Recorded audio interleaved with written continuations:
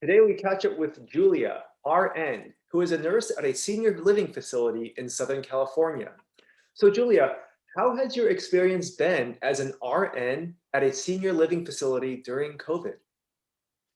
Um, I'm taking a breath in because I started in 2020 in the senior living facility.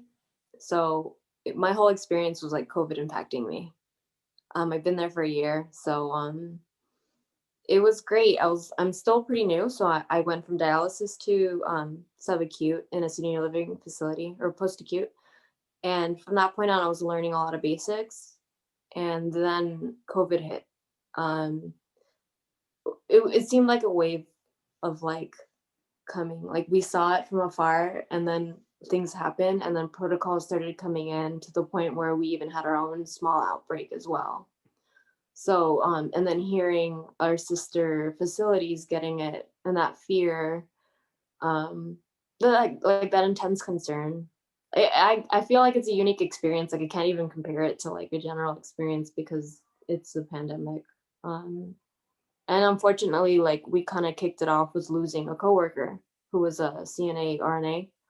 Um, so that like was it wasn't like really it was like sad. What are some things that people may not know about residents living in the senior facility? Like, for example, I understand that the residents have not been able to leave their rooms since March of 2020. Yes, particularly in our facility, because we're in a certain county in Pasadena, so I know protocols are different in every city. We have to have our patients in their rooms at all times to prevent cross contamination. Um, Patients aren't really per se at high risk of getting COVID. It's their exposure to our staff because our staff go back home. Our staff go, some of our staff work two jobs, to support themselves. And some of them also have families that go outside. So that was causing a risk. So we all had to be more careful. And because most of my patients aren't really, like, they don't really move. A lot of them are bedbound, but the other side of the facility was a mixture. And for those patients that did have to stay in the rooms, like I could see the struggle. Like I saw the struggle before like it became the common thing, like people coming outside, people getting restless, people but we constantly are saying, please go back to your room, please go back to your room, and like explaining. um I definitely the energy of being outside had disappeared. We used to have like activities. We used to have like people. We have a common room, and they would even do karaoke in the common room. They would eat in the common room, and all that went away. And visiting hours is no longer a thing. Like we're not allowed to have any family over, and if you're lucky that your loved one is next to a window, then you can see them through the window, or you work with a social worker and like do like some face to face with an iPad. But even that's a little tough too, because like there's only like one social worker to so many patients. And yeah, now that I'm reflecting on it, a lot has changed, and I kind of felt like the morale was low. Um, some patients would still get out, and try to like I've seen some patients try to like leave the facility, and unfortunately they cannot. So it's been an impact. They cannot leave the rooms. Every time they do, we let them know, like, please go back to your room. Or if they're constantly leaving and they're not listening, we'll just enforce a mask. Hopefully, they like listen. Some of our patients are not completely like oriented to time or the rules, or they just ask the same thing every day. And at that point, I'm just used to telling them, "You'll get your breakfast at 7 in the morning," like every like 30 minutes. um, but they have to eat their food in their room. Everything is disposable. Um, yeah, it's really changed a lot since I started working. Um, and I kind of miss it. Was a lot more joyful, but with the concern and our patients' risk, we have to maintain the policy until it lifts right now. So, Can you tell us about your experience about getting the COVID vaccine? Yeah, I'm fortunate to not get fever or chills after I got it. It honestly felt like a flu shot for me. Um, but like just like that, the next day it feels like someone like beat my arm with like a tenderizer. That's how it felt. If you're left-handed, it's gonna hurt regardless because like you live in a right hand world. You use your left hand, but you use your right hand for everything else. So they did it on my right arm, but it still hurt when I would do this or any type of movements. Um, you do like my coworker, my coordinator, she had to call in sick. She felt like chills, but the next day she felt better. Some people I've heard taken like it's okay to take like Tylenol and I think it was like Tylenol and ibuprofen. I'm not sure. I looked that up. Um, in order to like at least like feel better because of the soreness and the after effects from the vaccine. But for the most part, I just felt like my like it was coming on, like, oh, my body was like something entered, and then it was I needed to just go to sleep pretty much, and I stayed up. And I'm a night shift nurse, so that didn't like I stayed up late that day. So yeah, it was overall a good experience for me. I can't complain. I'm very fortunate. Nothing happened. Like I didn't feel weird.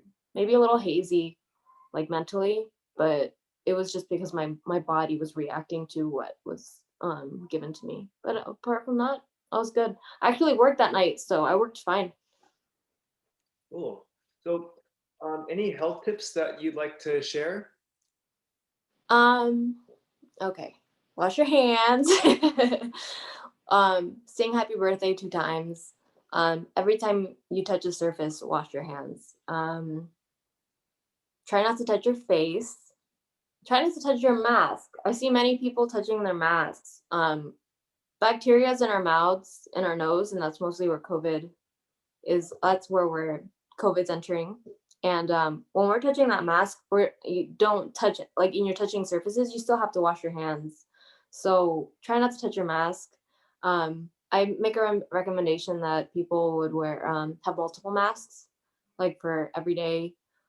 Once you use it, like don't throw it away or throw it away or wash it. I do the same thing with my clothes. Like every single day, I wear a certain pair of scrubs and I put it all in the laundry because I don't want to cross contaminate if I have anything or if I have something on me, I don't want to give it. So yeah, like your hands are the number one source of transmission.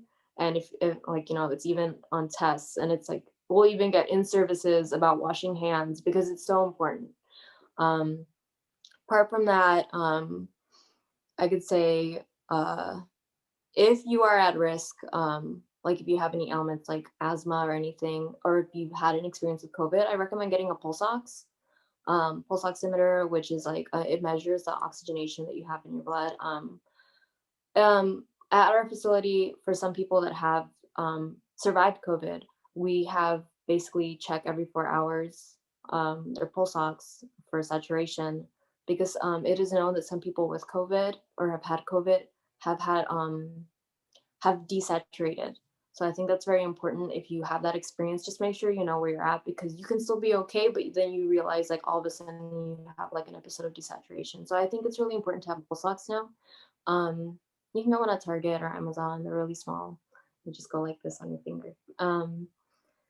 Uh, Also, hand sanitizer in your car always. Hand wipes if you can. If people aren't enforcing the rules, you have to do your like. I think the word would be due diligence or your responsibility, like to like do those rules. Like if there's a Starbucks that says 4 people in the building, do that. Like there's 5 people, I'm gonna step outside and like practice this because of COVID, it's been very difficult and a lot of staff there's like short staffing and sometimes there's not enough people to enforce the rules. So we need to help each other. It's happening in facilities and it's happening in other places that are not healthcare related. Um, and like if you have family members, teach them how to sneeze, like covering, coughing. I'm not really sure about the rules with the mask and whether you can sneeze in it, but someone told me like no, you take it off and sneeze in a tissue, but just if you gotta sneeze and you're in public, don't take it off and sneeze. Like just, that's why I say it's important to change the mask because you're gonna sneeze and it's gonna be in the mask and wash it. I think those are my tips and anything any well-known healthcare worker is saying, like Dr. Fauci or someone or public health department to some follow those rules. Like it's been a year, we've had information collected, and I think by now we have an idea of like what's best to do for ourselves. So definitely research what you hear. That's another tip. Research what you hear. Cool. Thank you so much, Julia. Appreciate your time and thank you for sharing. And stay safe. Hope to see you soon. Well, thank you. I enjoyed. Thank you for the interview.